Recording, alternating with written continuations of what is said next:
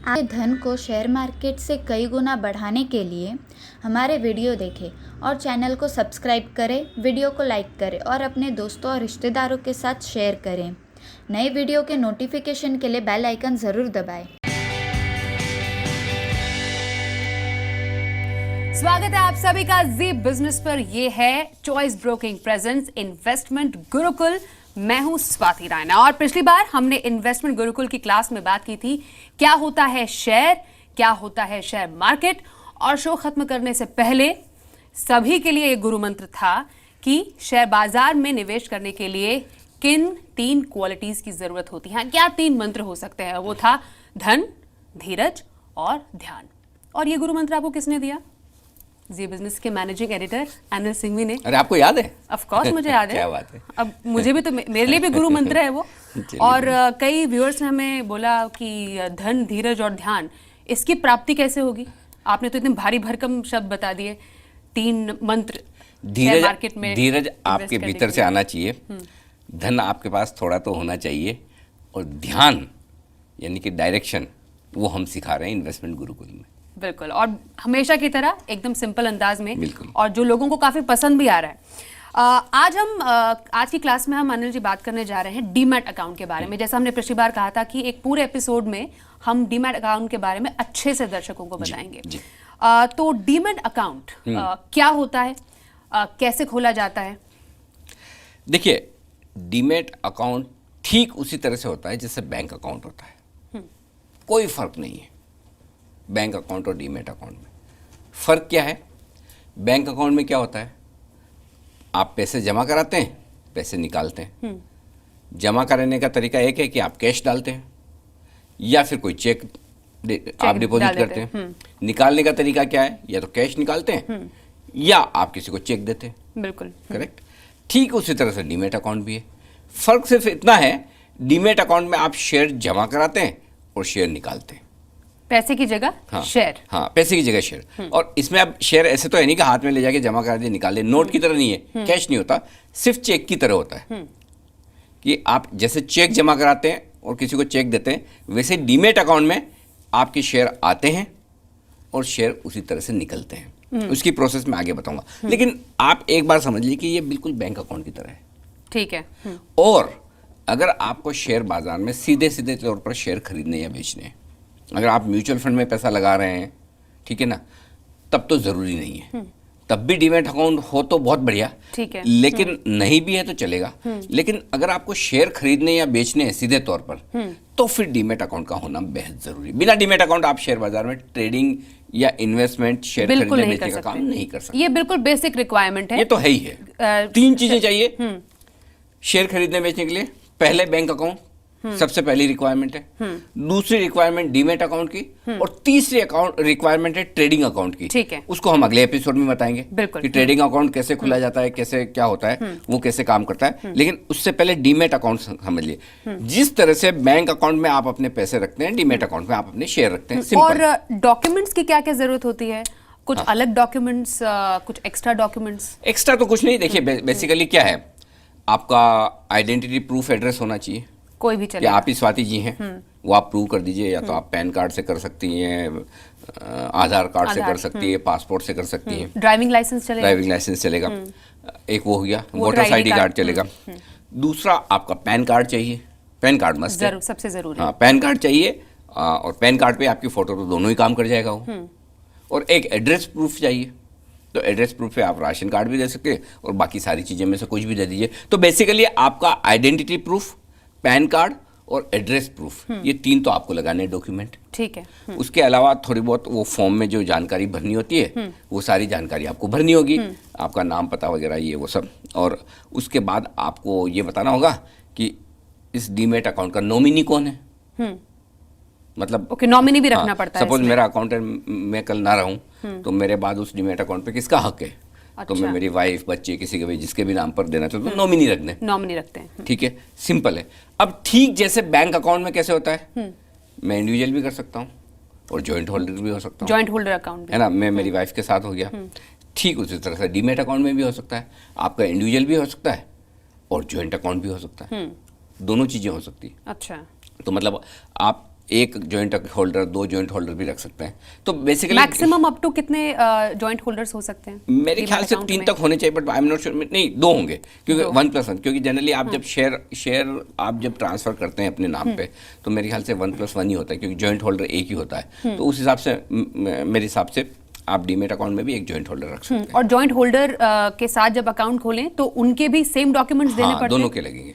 Pan card, address proof और ID proof दोनों के लगेंगे। दोनों के लगेंगे। बिल्कुल बिल्कुल। कुछ चार्जेस लगते हैं अनिल जी डीमैट अकाउंट खोलते टाइम? नॉमिनल है कि काफी भारी भरकम? देखिए अलग अलग तरह की चार्जेस। अच्छा, डीमेट अकाउंट में चार्जेस फिक्स नहीं है, लेकिन उससे पहले ये समझ लीजिए कि डीमेट अकाउंट खुलता कहाँ है।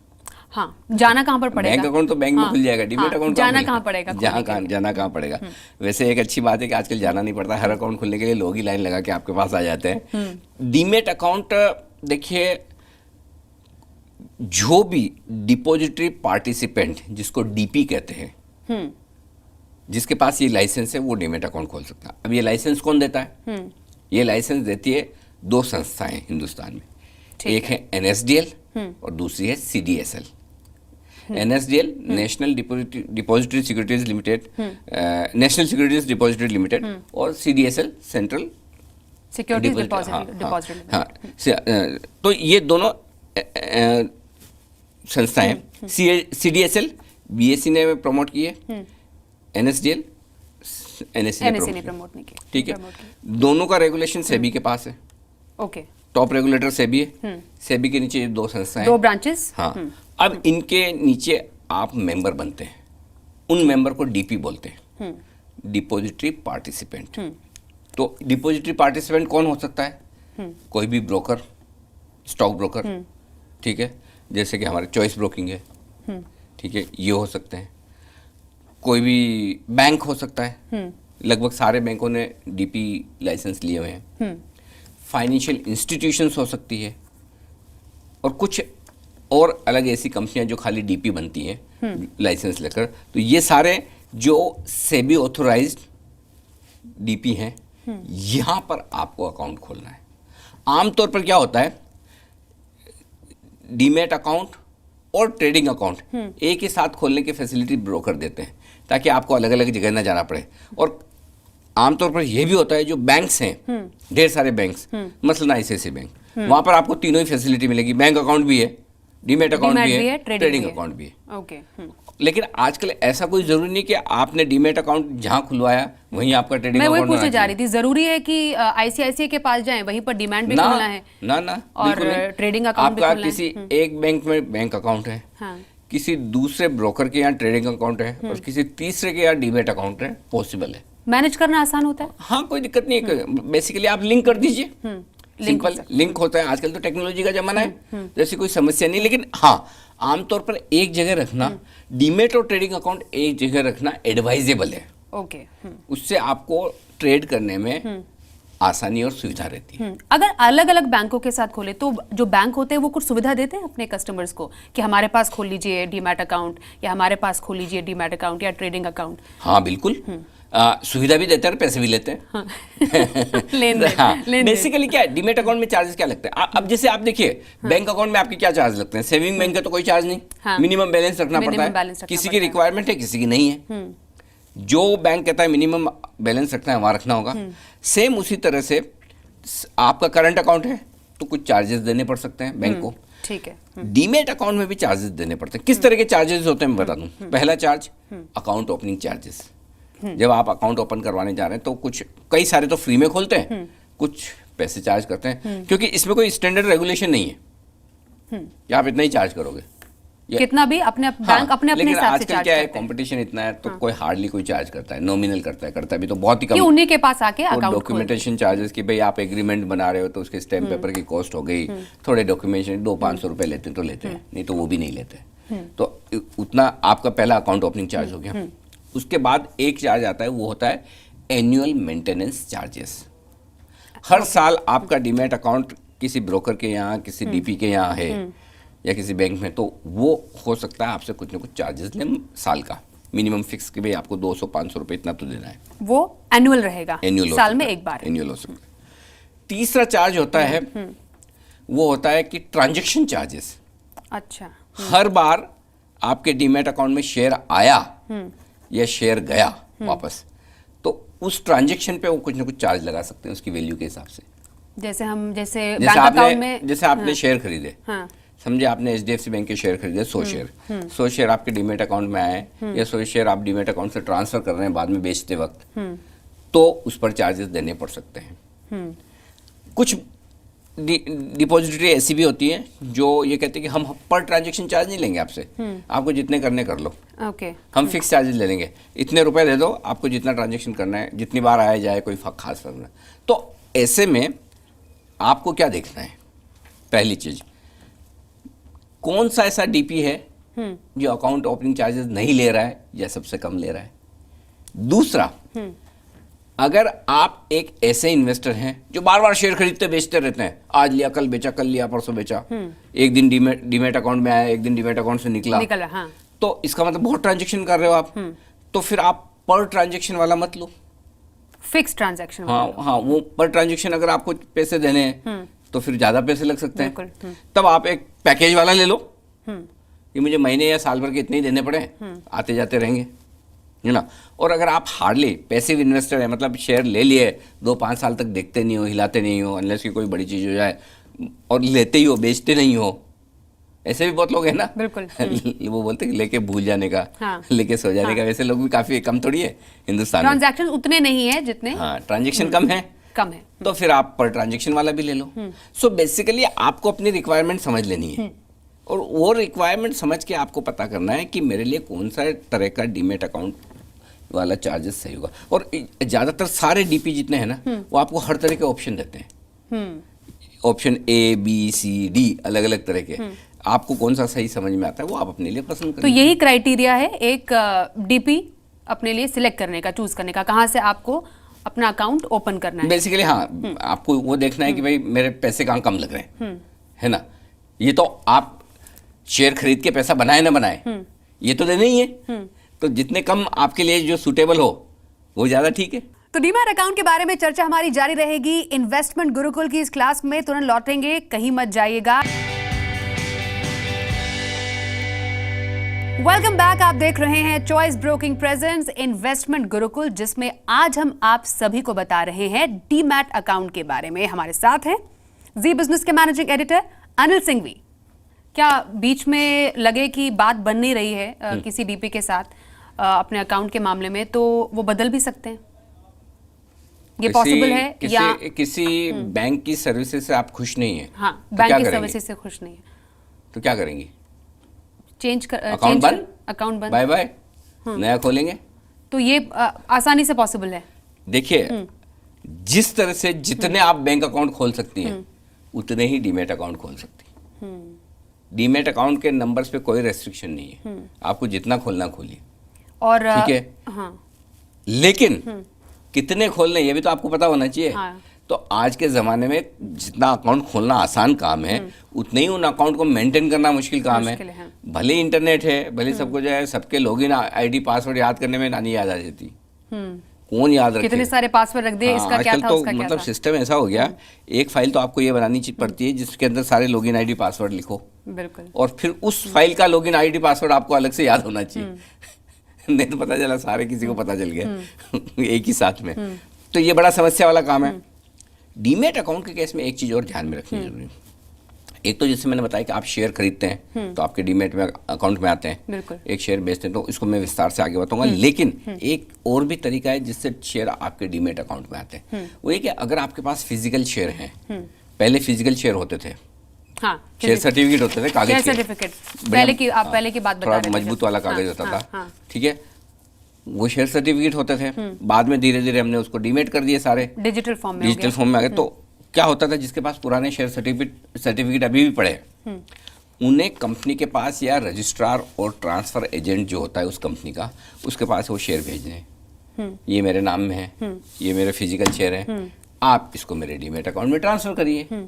उसका एक ट्रांसफर फॉर्म होता है, वो भरना होता है, साइन वाइन करने होते हैं, जो भी अटेस्टेशन करना करवाना वो सब करके आप दे दीजिए, कंपनी सब वेरीफाई करेगी, और या रजिस्ट्रार ट्रांसफर एजेंट जिसको RTA बोलते हैं, वो आपके अकाउंट में वो शेयर डीमेट करके आपके अकाउंट में डाल देगा। ओके, ठीक है।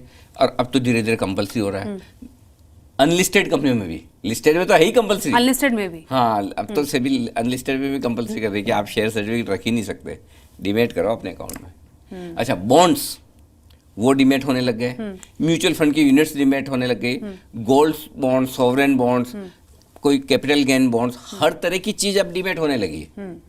तो डीमेट में रखना बड़ा आसान है, चोरी का डर नहीं है, फट जाए गुम जाए टेंशन नहीं है।